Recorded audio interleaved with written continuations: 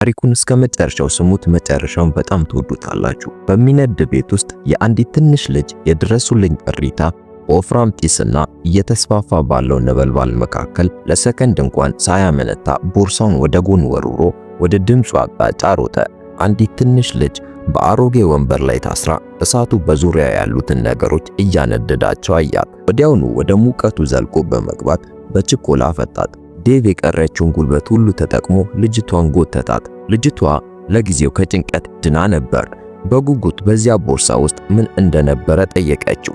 እሱም በድንጋጤ ድምፁ እየተንቀጠቀጠ ምንም ነገር እንደሌለ ነገራት። እሷም በጣም ጎበዝ እንደሆነ ነገረችው። በዚያኑ ቅጽበት የልጅቷ እናት መታ ልጇን ስላዳነ ጥልቅ ምስጋናዋን ለመግለጽ የዳዊትን ግንባር ሳመችው። ባላት ነገር ሁሉ ልትክሰው ቃል በመግባት መጠለያና ደግነት አሳየችው። የልጅቷ ወላጆች ዴቭ መንገደኛ መሆኑን ስለተረዱ ቤተሰቦቹን ለማግኘት ሊረዱት ፈለጉ።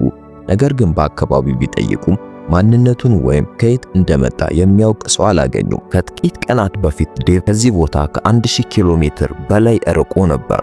ያደገው በቡልጋሪያ በሚገኝ የማረሚያ ትምህርት ቤት ውስጥ ሲሆን ቦታው በግራጫ ግድግዳዎችና በከባድ ስነ ምግባር የታወቀ ነበር። በዚያ በየቀኑ እስኪዝል ድረስ ጠንክሮ መስራት ነበረበት። በዚያ አካባቢ ምንም ጥሩ ነገር አጋጥሞት አያውቅም። የልጅነት ፊቱ በድካም የተሞላ ከመሆኑ የተነሳ እንዴት ፈገግ እንደሚባል እንኳን ረስቶት ነበር። ካምፑ የሚያሳድረው ጫና ከባድ ሆኖበት ሕይወቱን ለማጥፋት የፈለገባቸው ጥቁር ጊዜያትም ነበሩ። ሆኖም እነዚህ ከባድ ችግሮች ሲያጋጥሙት ሁልጊዜ ጆን የሚባል አማካሪ ከጎኑ ነበር። ያቺ ምሽት ከመከራው አዙሪት ለማምለጥ ብቸኛ እድሉ ነበረች። ከካምፑ ለመውጣትና የታሸገ ደብዳቤ ወደ ዴንማርክ ለማድረስ ዴቭ ጊዜው አሁን እንደሆነ ተረዳ። ወደ ከፍተኛ የኤሌክትሪክ ኃይል ወዳለው አጥር ተጠግቶ ለ30 ሰከንድ ያህል መብራት የሚጠፋበትን ምልክት ይጠባበቅ ጀመር። በዚያች አጭርና አስከፊ ቅጽበት አጥሩን ተራምዶ ለመሻገር ተገደደ። ሹል የብረት እሾዎች ቆዳውን እየቀደዱ ደም ቢያፈሱትም ድፍረቱን ሰብስቦ ተሳካለት። ልክ ማዶ እንደደረሰ መብራቶቹ ተመለሱ። ብዙም ሳይቆይ የወታደሮች ጩኸት ከበስተጀርባው አስተጋባ። ባለበት ደርቆ ቆመ። ዞር ሲል ወታደሮቹ በራሳቸው ጉዳይ እየተጨቃጨቁ እንደሆነና ትኩረት እንዳልሰጡ ተረዳ። ወዲያውኑ ከካምፑ ለመራቅ በአቅራቢያው ወደሚገኝ ደን ሮጠ። በእቅዱ መሰረት ከአንድ የተለየ ዛፍ ስር አንድ ቁራጭ ዳቦ፣ ትንሽ ቢላዋ፣ ኮምፓስና አንድ ሳሙና ነበሩ። እያንዳንዳቸው ዕቃዎች የራሳቸው የሆነ አሳዛኝ ታሪክ ነበራቸው። ጎህ ሳይቀድ ቡልጋሪያን ለቆ መውጣት እንዳለበት ስለሚያውቅ በብቸኝነት ወደፊት ይገሰግስ ጀመር። ሆኖም አንድ ቁራጭ ዳቦ ለረጅም ሌሊት ጉዞ በቂ አልነበረም። ወደ አንዱ የጭነት መኪና ዘልቆ በመግባት ጥግ ላይ ተሸሸገ። በድካም ብዛትም ወዲያው እንቅልፍ ወሰደው። አይኑን ሲከፍት ቀኑ ነግቶ ነበር። መኪናው ወደ ድንበር እየተቃረበ ነበር። በድንገት ሁለት ወታደሮች መኪናውን ለመፈተሽ መጡ። የደንብ ልብስ የለበሱ ወታደሮችን ሲያይ ዴቭ ተይዤ እቀራለሁ በሚል ስጋት ልቡ በኃይል መምታት ጀመረ። ከኋላው ዘሎ ወረደ። በዚህ ብልህነቱ ከአደጋ ቢያመልጥም እግሮቹ እየዛሉ እስከ ምሽት ድረስ መጓዙን ቀጠለ። ድንበር ላይ ሲደርስ ግን እንደ ቀድሞ እድለኛ አልነበረም። በኤሌክትሪክ የተተበተበው መረብ ወደ ነፃነት የሚወስደውን መንገድ ዘግቶታል። ከአጥሩ ስር አነስተኛ መተላለፊያ መቆፈር ጀመረ። ነገር ግን በጠባቂ ወታደሮች ታይቶ እንዲቆም ተጮኸበት። ወታደሮቹ ወደ እሱ ሲሮጡ እሱ በቀዳዳ ውስጥ ሾልኮ ድንበሩን ተሻገረ። ወደ ኋላ ሲመለከት ግን ያ ውድ ደብዳቤ ማዶ ቀርቶ ነበር። እጁን በአጥሩ ቀዳዳ በኩል ሰዶ ደብዳቤውን አነሳው። ወታደሮቹ ቢኖሩም ወደ ሌላ ሀገር ግዛት ውስጥ ተኩስ ለመክፈት አልደፈሩ። ዴቭ በመጨረሻ የመጀመሪያውን የጉዞ ምዕራፍ አጠናቆ ግሪክ ደረሰ። በመቀጠል ባህሩን አቋርጦ ጣሊያን መድረስ ነበረበት። ሰዎች በማይጠነቀቁበት ጊዜ ወደ ወደብ በመሄድ ወደ ጣሊያን በሚጓዝ መርከብ ላይ በመርከብ መልሕቅ ገመድ ተጠቅሞ ወጣ። መርከቧ ስትንቀሳቀስ በሚሰማው ድምፅ የተነሳ ተረብሾ ስለነበር እንቅልፍ አልወሰደው። ያ ምስጢራዊ ደብዳቤ ብቸኛው ተስፋው ነበር። በሕልሙ አንዲት ምስጢራዊት ሴት ፈገግ ብላ አየ። ምናልባትም በደበዘዘ ትዝታ ውስጥ ያለችው እናቱ ትሆን? ሲነቃ ግን በመንፈስ አብሮት ያለውን የጆንን ምስል ብቻ ነበር የሚያየው። ዴቭ በመርከቡ ጭነት ክፍል ውስጥ ሆኖ አልችልም እያዩኝ ነው በማለት አለቀሰ። የጆን ትውስታ ግን ፈገግ ብሎ ሰዎች ውስጥ ብትቀላቀልና ራስን በሚገባ ብትደብቅ በእርግጥ ይሳካል አለው። በዚህ ዓለም ውስጥ አሁንም ደግነት ያለባቸው ቦታዎች እንዳሉና አንድ ቀን እንደሚያገኛቸው ነገረው። በማግስቱ ጠዋት ወረኛ በሆነ መርከበኛ ተቀሰቀሰ። መርከበኛው ይህ መርከብ በስርቆት የሚሳፈሩ ሰዎችን አይቀበልም በማለት ለበላዮቹ ሊያሳውቅ ሲል ዴቭ የያዛትን ትንሽ ቢላዋ ወጣ።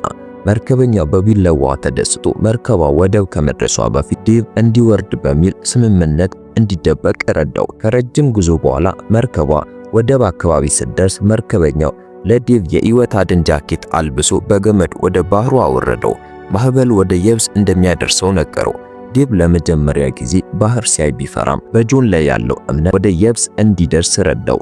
ከጥቂት ቀናት በኋላ ጣሊያን ዳርቻ ላይ ነቃ። ይህ ቦታ በካምፑ ውስጥ ከነበረው ጨለማ ሕይወት ፈጽሞ የተለየ ነበር። ለመጀመሪያ ጊዜ በነፃነት አየር ተነፈሰ። ነገር ግን አንድ አውሮፕላን በላዩ ላይ ሲበር ድንጋጤ ተሰማው። ተልኮ ገና ብዙ እንደሚቀረው ተረዳ። ወደ ሰሜን ጉዞውን ቀጠለ። ወደ አንዲት እንግዳ ከተማ ሲደርስ ሰዎች የሚመለከቱት አመለካከት ስጋት ፈጠረበት። ማንንም አትመን የሚለው የጆን ምክር በአእምሮ ውስጥ ያስተጋባ ነበር። በጣም ስለራበው በአንድ የዳቦ መጋገሪያ በኩል ሲያልፍ ባለቤቱ ወደ ውስጥ ጋበዘው። ገንዘብ እንደሌለው ቢያውቅም ባለቤቱ አልተቆጣውም። ይልቁንም ስራ ብታግዘኝ ዳቦ ትበላለህ አለው። አንድ ቅድመ ሁኔታ ግን አስቀመጠ፣ ደንበኞችን በፈገግታ መቀበል። ይህ በካምፕ ውስጥ ላደገ ልጅ በጣም ከባድ ነበር። ዳዊት እንዴት ፈገግ እንደሚባል ረስቶ ነበር። ባለቤቱ በዳዊት ሁኔታ አዝኖ የሚወደውን ምስል ሰጠው። ትዕዛዝ አድርሶ ሲመለስ የዳቦ ቤቱ ባለቤት ከደጅ ከቆመ ፖሊስ ጋር ሲነጋገር አየ። ወዲያውኑ አደጋ እንዳለ ተረዳ። ፖሊሱ ወደ ውስጥ ሲገባ ዳዊት እድሉን ተጠቅሞ ሮጠ፣ አመለጠ። በዚያ ሰዓት ራቡ ትዝ አላለው። መሮጡን ብቻ ቀጠለ። እግሩ በአንድ ዛፍ ስር ተጠልፎ ቁልቁለት ላይ ተንከባለለ። የአንድን ዛፍ ግንድ በኃይል ሲመታ ነው መቆም የቻለው። በዚህ አደጋ ኮምፓሱ ሙሉ በሙሉ ተሰበረ። ይህም የቀጣይ መንገዱን ይበልጥ አስቸጋሪ ያደረገው። ዴቭ ወዴት እንደሚሄድ ግራ ገብቶት እንደበረረ ዝንብ ባለበት መዞር ጀመረ። በዚያ ብቸኝነት በነገሰበት ቦታ ሆኖ ሊናገራቸው የማይፈልጋቸው ጥቁር ትዝታዎች ወደ አእምሮ መጡ። ወደ ራቁቱ ሰማይ ቀና ሲል ድንገት የመመራት ስሜት ተሰማው። አንድ ትልቅ ዛፍ ላይ በቀስታ ወጥቶ ከደኑ የሚወጣበትን መንገድ አየ። ከዚያም ብቸኛ ጉዞን ቀጠለ። ሌላ ከተማ ሲደርስ አንዲት ውሻ አቆመችው። ያለማቋረጥ እየጮኸች አሳደደችው። እርሱም ለማምለጥ ሲል ወደ አንዲት ከፍ ያለ ግንብ ላይ ወጣ። የውሻዋ ባለቤት የሆኑት አሮጊት መጥተው ውሻዋን አባረሩለት። ደግሞ አሮጊቷ የወይን ቅርጫት ሰጥተውት በአቅራቢያው ወዳለ እርሻ እንዲያደርስና 2 ሳንቲም እንደሚከፍሉት ነገሩት። ስራውን ፈጥኖ ለጨረሰ ሰው ተጨማሪ ክፍያ እንዳለ ስለሰማ ስራውን ለመጨረስ ሮጠ። በእርሻው ላይ የነበረውን ደስታ ሲመለከት እንዲህ ያለ ውብ ሕይወት ይኖራል ብሎ ማመን አቃተው። ሆኖም የእርሻው ባለቤት የዴቭን የትካዜ ፊት ስላልወደደው ዴቭ በአዘን ተሞልቶ ከዚያ ወጣ። በመንገድ ላይ የተሰበረ መስታወት አገኘ።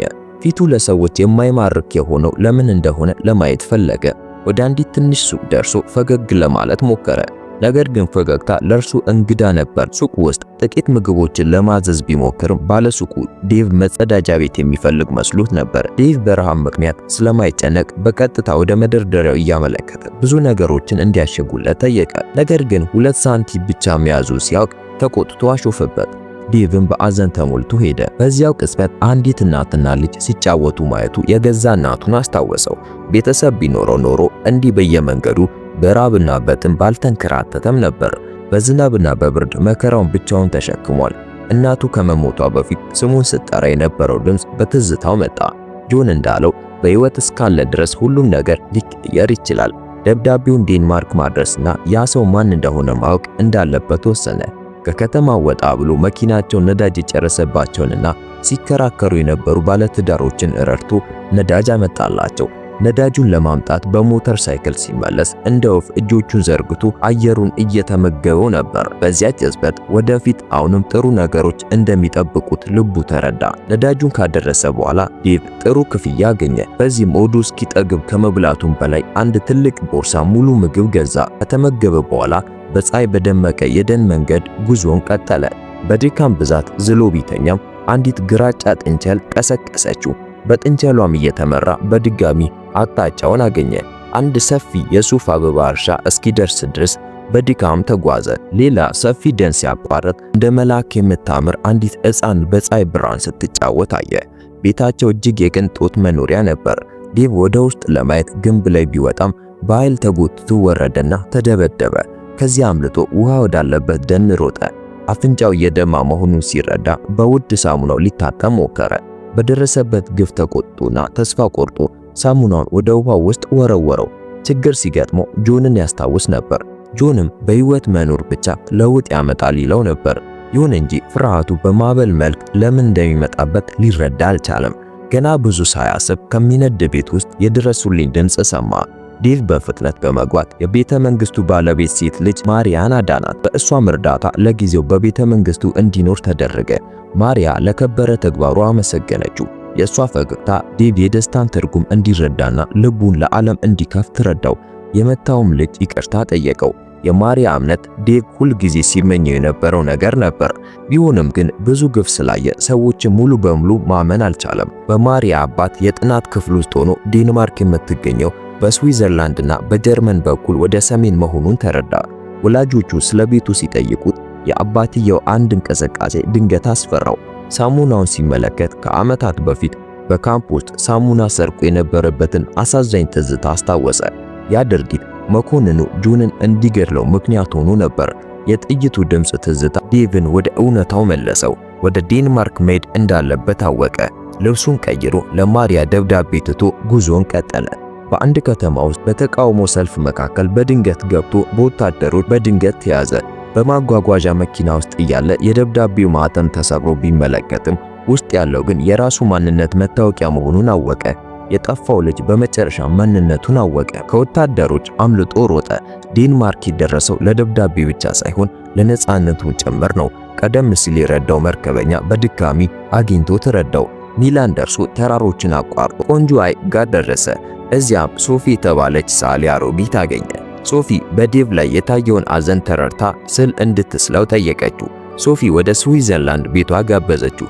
በድንበር ላይ ዴቭ የወንድሟ ልጅ እንደሆነና መታወቂያ እንደረሳ በመናገር በብላት አሳለፈችው። በቤቷ ውስጥ ዴቭ የሶፊን የሞተ ልጅ ፎቶ አየ። በሶፊ እቅፍ ውስጥ ሆኖ ለመጀመሪያ ጊዜ ስሜቱን አውጥቶ አለቀሰ። ሶፊ ስለ ታሪኩ ያልጠየቀችው የመጀመሪያዋ ሰው ነበረች። በማግስቱ አብዛኛው ሰው ደግ ነው፣ ጥቂት መጥፎ ሰዎች ደግነትን እንዳታይ እንዳያደርጉ ስትል መከረችው። ዴቭ በቤተ መጻሕፍት ውስጥ ሲያጠና በእጁ የነበረው መጽሐፍ ደራሲ ዴንማርክ የምትኖር ቡልጋሪያዊት ሴት መሆኗንና እሷም እናቱ መሆኗን አወቀ።